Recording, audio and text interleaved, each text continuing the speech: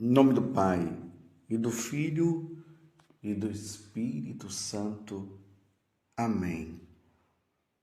Naquele tempo, Jesus entrou de novo na sinagoga. Havia ali um homem com a mão seca. Alguns o observavam para ver se haveria de curar em dia de sábado, para poderem acusá-lo. Jesus disse ao homem da mão seca: levanta-te e fica aqui no meio. E perguntou-lhes: é permitido no sábado fazer o bem ou fazer o mal? Salvar uma vida ou deixá-la morrer? Mas eles nada disseram. Jesus então olhou ao seu redor, cheio de ira e tristeza, porque eram duros de coração, e disse ao homem: estende a mão. Ele a estendeu e a mão ficou curada. Ao saírem, os fariseus com os partidários de Herodes imediatamente tramaram contra Jesus a maneira como haveriam de matá-lo. Palavra da salvação, glória a vós, Senhor. Meus irmãos e minhas irmãs, hoje a igreja celebra a memória de um grande santo do deserto, Santo Antão. Santo Antão, ele é do século IV, então é bem ali do início do cristianismo. Ele era egípcio. Os pais dele eram cristãos e inseriu ele também na vida cristã e a sua irmã. Os pais deles eram ricos, eram de posses. Chegou um tempo que os pais morreram e Antão já era um homem formado. Mas ele percebia que dentro dele faltava alguma coisa. Nessa vida de caminhada com Deus, faltava alguma coisa e ele ficava se perguntando o que é que está faltando. Até que um dia, ele participando de uma missa, o evangelho que foi lido foi o do jovem rico, que todos nós conhecemos.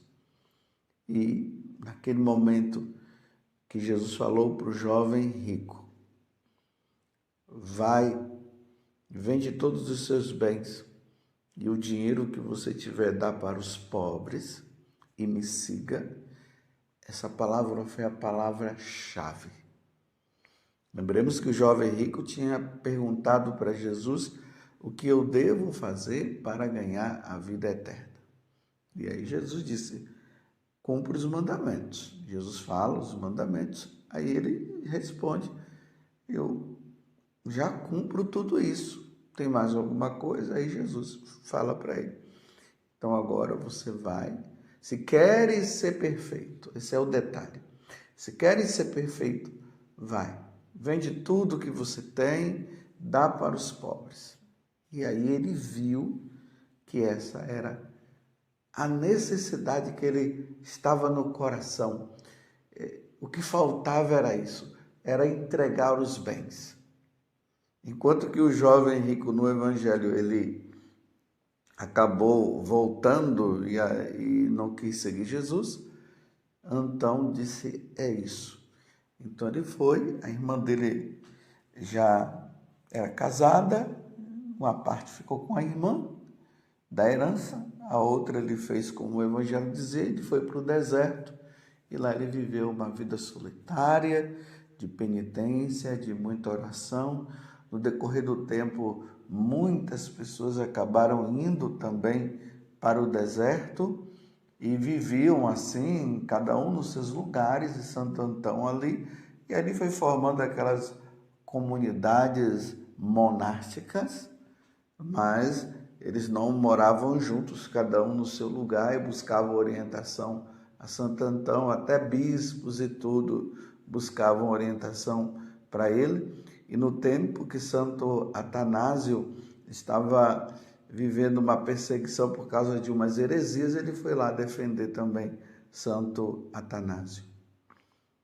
Então, Santo Antão que levou essa vida solitária, levou essa vida com Deus. Ele sentiu essa necessidade, ele via que algo dentro dele ainda precisava ele fazer para ele se tornar um homem de Deus.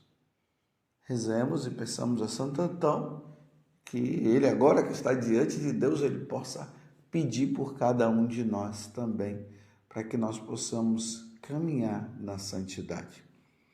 O evangelho de hoje é Marcos 3, do capítulo 1 até o 6.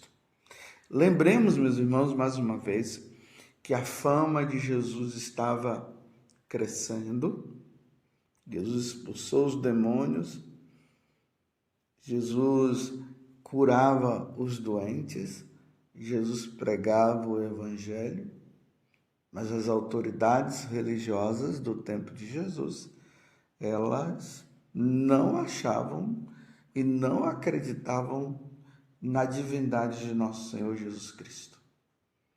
Estavam sempre procurando um motivo para pegá-lo, ainda mais que eles diziam que Jesus não estava cumprindo o preceito do sábado, como nós vimos ontem no Evangelho também, quando se falava que Jesus estava no meio do campo com os discípulos e eles escolheram trigo e os fariseus começaram a dizer que ele não podia fazer aquilo. Agora, no Evangelho de hoje se fala uma coisa, Jesus, ele entra na sinagoga. Lembremos que essa sinagoga é em Cafarnaum, porque a vida de Jesus está gerando-se em torno ali da cidade de Cafarnaum. Quando ele entra na sinagoga, eis que ele encontra quem? Um homem de mão seca. Então, ele vendo que as autoridades religiosas estavam ali, procurando ver se realmente Jesus ia fazer a cura daquele homem no sábado, porque o problema deles era por ser no dia de sábado. No domingo eles podiam fazer, na segunda-feira Jesus podia fazer a cura, tudo, mas no sábado não. Isso nós já temos a compreensão de sabermos que eles estavam exagerando na questão da lei, ao ponto de achar que nenhuma cura, nem curar uma pessoa no dia de sábado podia. Então Jesus chama aquele homem, coloca bem no meio da sinagoga, e ali Jesus faz a pergunta para eles: é permitido no sábado fazer o bem ou fazer o mal? Para nós que somos católicos, é permitido no domingo fazer o bem ou fazer o mal? Salvar uma vida ou deixá-la morrer? Agora que nós temos o entendimento, nós sabemos que sim, devemos ir na missa, participar da missa e também fazer o bem. Isso é óbvio, amar a Deus sobre todas as coisas e ao próximo também, como a nós mesmos. Mas quando Jesus faz a pergunta, veja que aqui diz assim, mas eles nada disseram. O que eles estavam como intento era isso, pegar Jesus. Eles não responderam, eles só estavam ali olhando para ver se Jesus ia curar aquele homem no dia de sábado. E ali Jesus cura o homem, e veja como é que termina o evangelho de hoje. Termina dizendo assim: ao saírem, os fariseus com os partidários de Herodes imediatamente tramaram contra Jesus a maneira como haveriam de matá-lo. A intenção agora já era de matar, tá vendo? Não era de chamar atenção, não era de prender, mas a intenção já era de matá-lo. No Evangelho de São Marcos, é aqui que começa essa intenção deles de matar Jesus, que foi até o fim. E aí nós veremos lá na Semana Santa toda aquela tramóia que até Judas acaba entrando nessa questão e acaba traindo, entregando Jesus, e eles matam Jesus inocentemente. Porque eles não encontraram nada que pudesse matar Jesus. Tanto que quando Jesus faz essa pergunta, é permitido no sábado fazer o bem ou fazer o mal, salvar uma vida ou deixá-la morrer?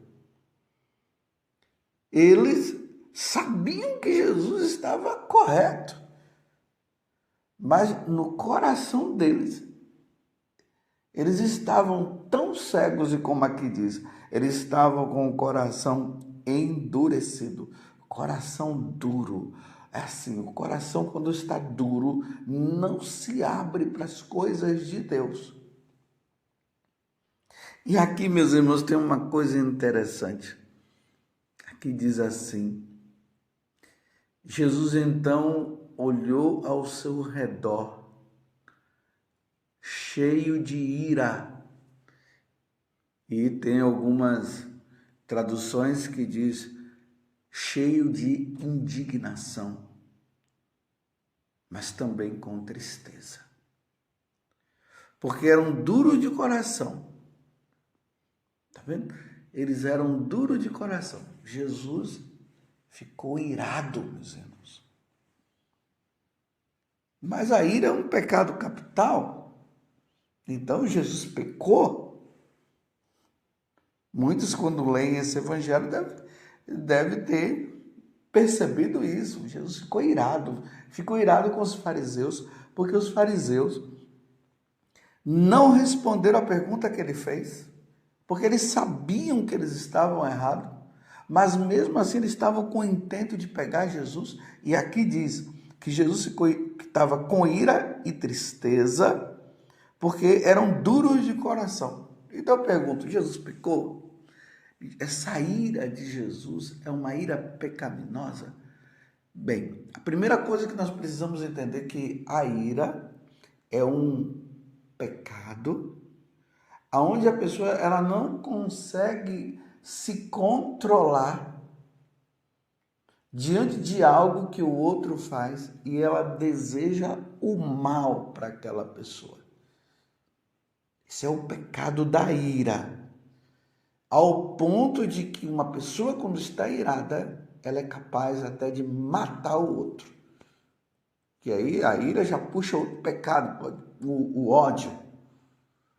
Mas Jesus não estava com o desejo de matá-los. Jesus estava irado. Ou seja, o sangue de Jesus ferveu, porque ele já não sabia mais o que fazer para que aqueles homens se convertessem. Vocês estão entendendo o que é essa ira de Jesus? Que é acompanhada de uma grande tristeza. Eu vou dizer, mais uma vez, exemplificar melhor para você entender. Imagine uma mãe ou um pai que tem um filho que está numa vida errada. Vamos dizer, ele está na vida de crime. E os pais estão dizendo, meu filho, larga essa vida de crime, meu filho. E quanto mais os pais falam, mais o filho, ele se embrenha, ele entra nessa vida criminosa. Chega um momento que o pai e a mãe, eles ficam com o sangue fervendo, porque eles não sabem mais o que fazer. Aí eles ficam com essa ira, mas não é uma ira de desejar o mal para o filho, é aquela ira que diz assim: meu filho, quando você vai parar com isso? Você não está vendo, meu filho, que você está prejudicando a sua vida? Você não está vendo, meu filho, que você está caminhando para um caminho de perdição? Você não está vendo, meu filho, que as pessoas poderão até matar você e prender? Quando você vai parar com isso? E aí, aquela tristeza que a pessoa diz assim: eu não tenho mais o que fazer. Você está entendendo? Meus irmãos, é assim que Deus fica com aquelas pessoas que estão com o coração endurecido, que não querem mudar de vida. Lá no Antigo Testamento diz assim: o que mais eu poderia ter feito? O que mais eu poderia ter feito para que os meus filhos voltassem para mim? Mas eles não querem voltar. Olha bem, diante do pecado que nos leva à perdição eterna, Deus fez de tudo, alianças, até o ponto de Ele dar o Filho dele para morrer por nós e nos salvar. Como diz ali no Evangelho de São João, capítulo 3, aquela conversa que Jesus estava tendo com Nicodemos, aí Jesus diz: de tal modo Deus amou o mundo, ou seja, nos amou. Nós que estamos nesse mundo que se opõe a Deus, Ele nos amou ao ponto de ter dado o próprio Filho dele, o único Filho dele, para morrer por nós. Era para, diante da morte de Jesus, nós amolecermos o nosso coração e largarmos a vida de pecado, essa vida longe de Deus. Mas tem aqueles que não querem mudar, tem aqueles, meus irmãos, que estão lutando diariamente. Cai aqui, cai acolá, está lutando, volta, pede perdão, busca a confissão. Mas tem aqueles que estão com o coração endurecido. Às vezes na tua casa tem justamente aquele que está com o coração endurecido. Ele não quer saber de Deus. E como nós sabemos as consequências daquele que não quer saber de Deus, que não quer voltar para Deus e que quer viver longe de Deus, isso causa uma tristeza, uma angústia, o sangue ferve, as forças, elas se esvaem. Você está entendendo? A pessoa fica assim, prostrada. O que eu vou fazer? O que é que eu posso fazer? O que é que eu tenho que fazer mais? É assim que Deus está. Imagina, nas aparições de Nossa Senhora, imagina, Nossa Senhora aparece por vontade de Deus. Precisa entender isso. É por vontade de Deus que Nossa Senhora aparece aos videntes. Para quê? Para nos conscientizar que nós precisamos voltar para Deus, que nós precisamos ser de Jesus, que nós precisamos amar a Deus sobre todas as coisas. E Deus vai fazendo de tudo, e cada vez que Deus vai manifestando a sua glória e vai fazendo de tudo para que nós mudemos, não há mudança. Coração endurecido. Coração endurecido. No livro de Ezequiel fala do coração endurecido, que Deus vai mandar o Espírito para amolecer esse coração. Mas tem pessoas que Deus faz tudo isso, ou melhor, Ele tem feito isso com todos nós. Eis que estou à porta e bato. Capítulo 3 do livro do Apocalipse. Eis que estou à porta e bato. Se abrirdes, eu entrarei. Esse coração endurecido, que Deus quer penetrar, que Deus quer entrar, mas Ele não entra se nós não quisermos.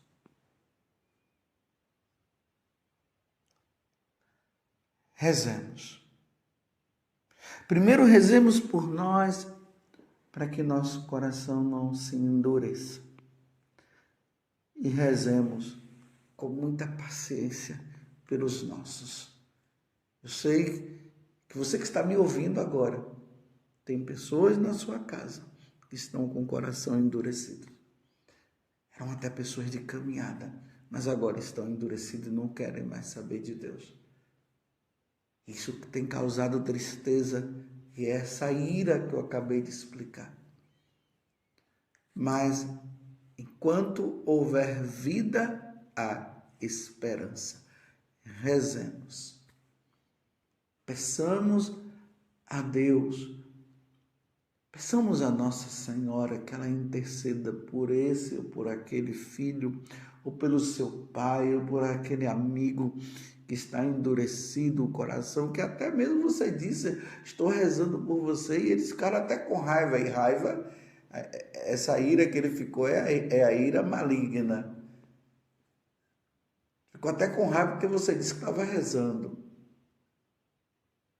Mas você não precisa mais ficar falando para eles, não. Simplesmente reze. Na oração do terço, coloque pela conversão de tal pessoa. Quando você for na missa, coloque. Quando você fazer um sacrifício, coloque pela intenção. Quando você estiver na missa e o padre disser, oremos, você coloca aquela pessoa pela conversão dela. Na hora que o padre estiver ali fazendo a consagração, na hora que ele levar o cálice, aí você coloca no cálice do Senhor, no preciosíssimo sangue de nosso Senhor Jesus Cristo, essa pessoa. E na hora que você comungar, você estiver com Jesus, você interceda, peça a Jesus por aquela pessoa. O tempo vai mostrar, mas uma coisa eu posso te dizer, uns se converterão e outros não. Essa é a verdade. Uns se converterão e outros não. Mas não deixemos de rezar. Ó Virgem Santíssima, não permitais que eu viva nem morra em pecado mortal. Pecado mortal não hei de morrer, porque a Virgem Santíssima há de me valer. Valei-me, Virgem Santíssima.